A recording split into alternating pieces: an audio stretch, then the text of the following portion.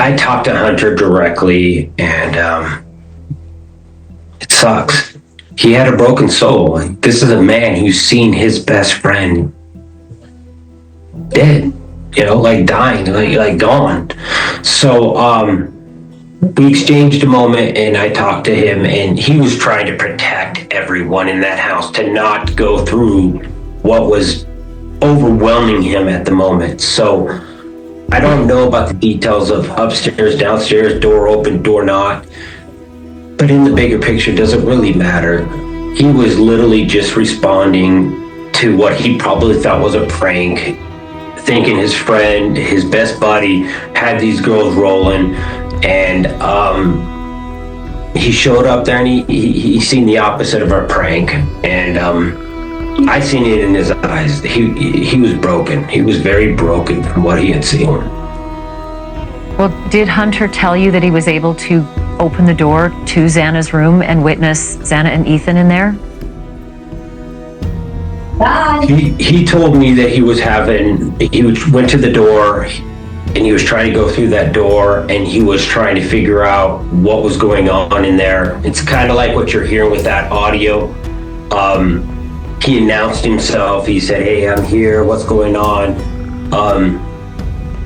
But they didn't respond, and he went in there. He seen something, and I think around 2:15 you hear when somebody truly sees. Hello, how is everyone? You amazing, beautiful, wonderful people. You are looking absolutely extra beautiful today. I just thought I would let you know.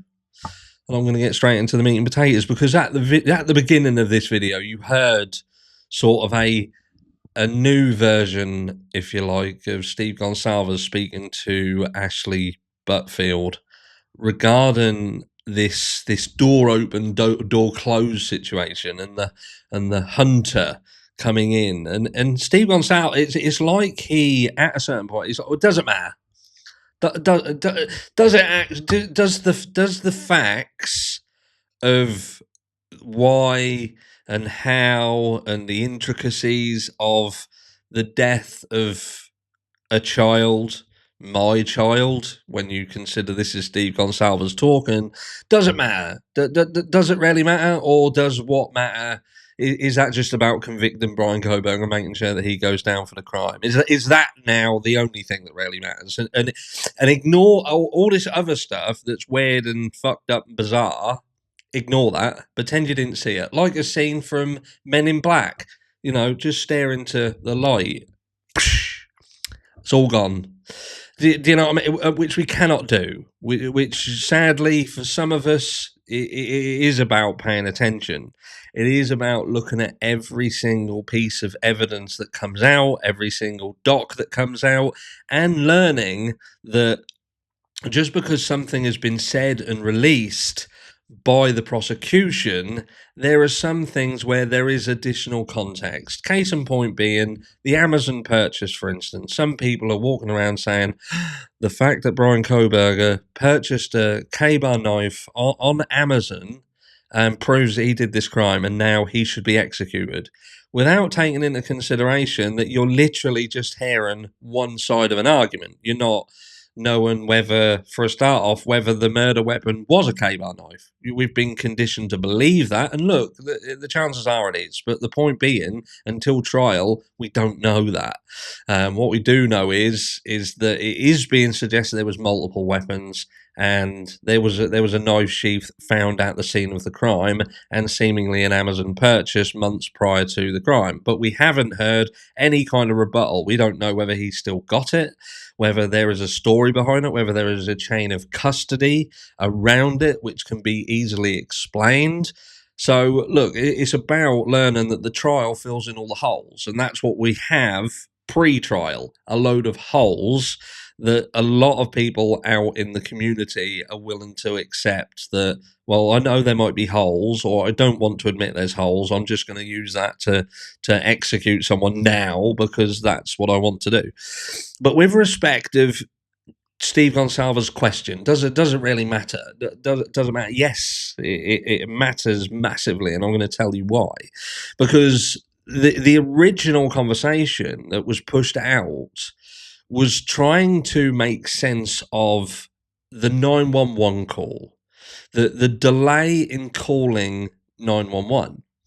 And even though I think for the vast majority of us who are willing to step outside the Bryan Kohberger definitely did this and deserves to be murdered immediately, and we're just delaying inevitably narrative, then the 8 hours is problematic. It's problematic, but if you considered all of the doors were shut and nobody really knew what was going on and people had been out and yada yada yada, then yeah, do you know what I mean? Even though it's still a hard pill to swallow, there being such a duration of time, you can kind of unless you're a pro burger, I suppose, and you are going to try and push guilt upon the surviving roommates in some way, shape, or form, you can make sense of it. You can make sense of it because you can simply say, look, they didn't know anything.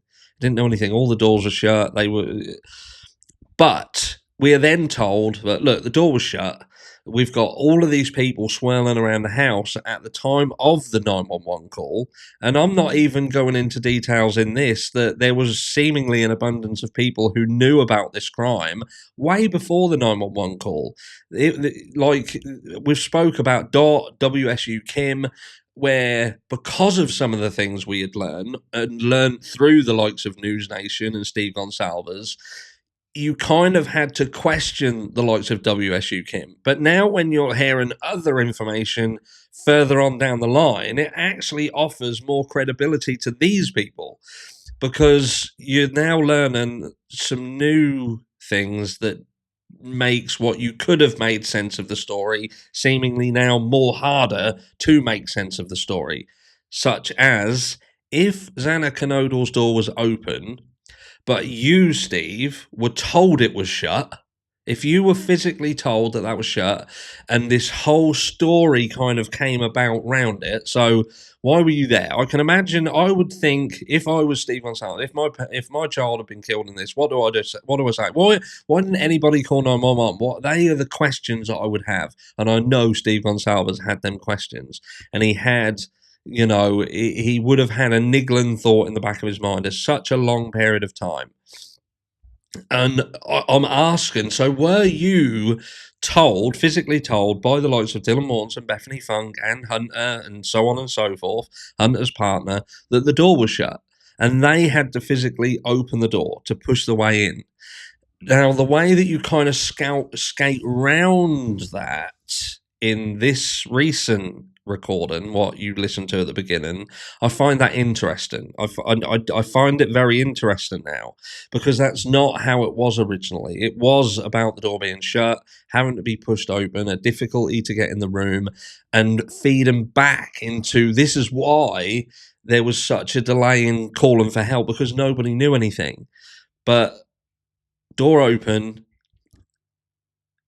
Xana Kanoodle being seen. Now, I can understand that somebody who saw that, say if Hunter has looked into this room and he sees it, he wants to protect people from perhaps what he is seeing. I get that. I understand that. I would probably be the same.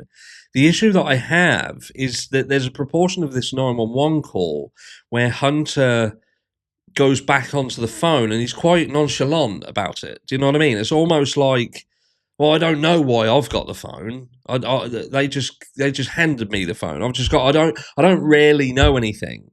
I don't really know. And I would have thought that somebody who was absolutely taking control, taking hold of a situation, they've gone into this room, they've seen this horrible scene. They would, and you're saying that they're protective of those around them and want that they would take control.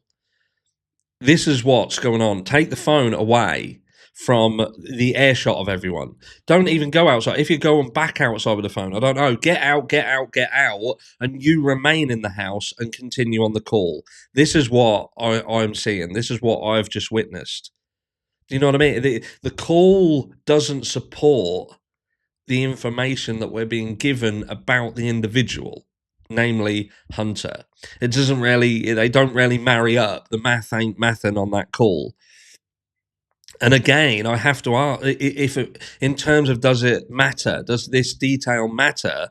Of course it matters, because if you are saying that Dylan Mortensen sees somebody in the house, she hears the things that she claims that she heard, and then between going from her room to Bethany Funk's room, she physically sees Xana on the floor, then she's seen her. She knows the door's open. So then I can't really fathom why you would then have an 8-hour period that seems to suggest that they still don't know what's going on. They're messaging other people. They're having conversations.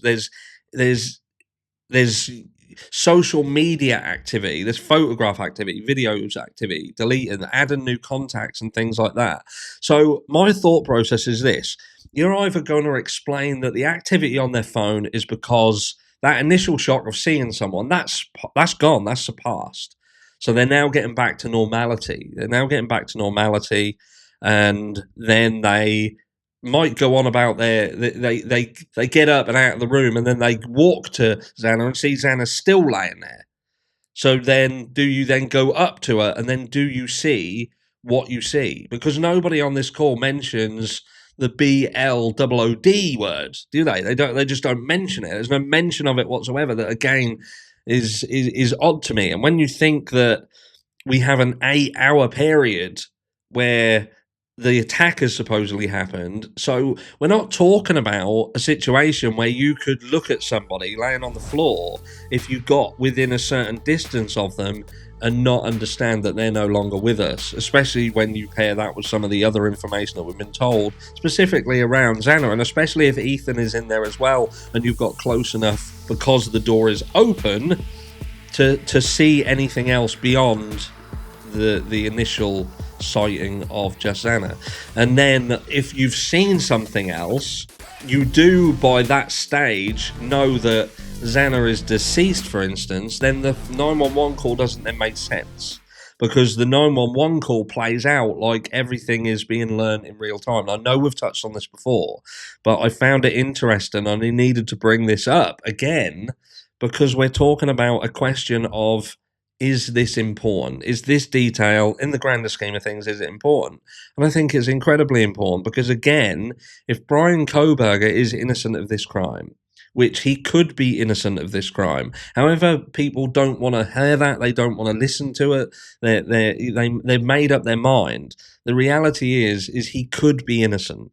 Even if it's a 10% chance that he could be innocent, then that means there's a 10% chance that something else happened beyond the Bryan Kohberger story.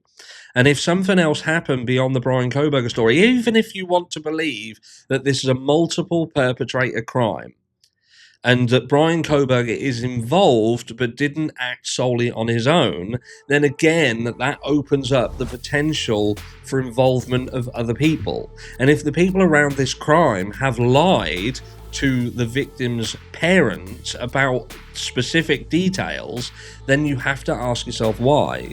Why would specific people make specific lies about this specific situation? And that's why I feel that, yes, at this stage, it absolutely does matter. Let me know down below if you think that I'm wrong. And I'll catch you all in the next one.